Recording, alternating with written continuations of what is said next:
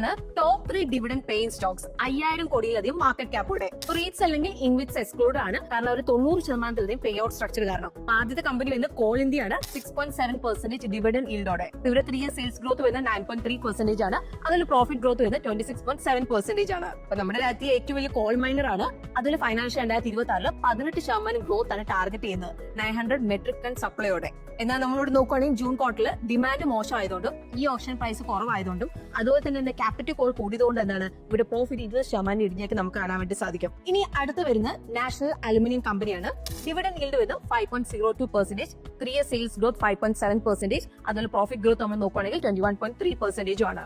PSU ബോക്സൈറ്റിന് aluminium smelting വഴിയുള്ള full integration ഉണ്ട്. അപ്പൊ നിലവിൽ അടുത്ത 5 വർഷത്തേക്കായിട്ട് 30,000 കോടിയുടെ എക്സ്പാൻഷൻ പ്ലാൻ ആണ് അവർക്കുള്ളത്. എന്നാൽ ഇപ്പൊ നമ്മളോട് നോക്കുകയാണെങ്കിൽ അലുമിനിയം പ്രൈസിന് വലിയ മാറ്റങ്ങൾ വന്നിട്ടുണ്ടെങ്കിൽ എന്താണ് കൂടുതൽ പവർ കോസ്റ്റും ലോങ് ക്യാഷ് കൺവേർഷൻ സൈക്കിളും റിസ്ക് ഉണ്ടാക്കാം അവിടെ. ഇനി മൂന്നാമത്തെ ഗുജറാത്ത് പിപ്പാവ പോർട്ട് ആണ്. 5.2% ഡിവിഡന്റ്, 3 ഇയർ സെയിൽസ് ഗ്രോത്ത് 10%, അതുപോലെ പ്രോഫിറ്റ് ഗ്രോത്ത് ഇവിടെ വരുന്നത് 26.7%. ഇതൊരു മൾട്ടി കാർഗോ പോർട്ട് ആണ്. അവരുടെ കണ്ടെയ്നർ അതുപോലെ ലിക്വിഡ് കപ്പാസിറ്റി എക്സ്പാൻഡ് ചെയ്യുന്നുണ്ട് അവര്. പക്ഷെ നമ്മളോട് നോക്കുകയാണെങ്കിൽ ടോപ്പ് ലൈൻ ന്യൂട്രൽ ആണ്. 2025 ഫൈനാൻഷ്യലിലെ പ്രോഫിറ്റ് 20% അതർ ഇൻകത്തിൽ നിന്നാണ് ഇവിടെ വന്നിരിക്കുന്നത്. അതുപോലെ കൺസെഷൻ എക്സ്റ്റൻഷൻ റിസ്ക്കും ഇവിടെ ഒരു കൺസേൺ ആണ്. അപ്പം നിങ്ങൾക്ക് ഏത് ഹൈ ഡിവിഡന്റ് പേയിങ് സ്റ്റോക്ക് ആണ് ഇഷ്ടം? ആ താഴെ കമന്റ്സ് നമ്മളോട് ഷെയർ ചെയ്യുക.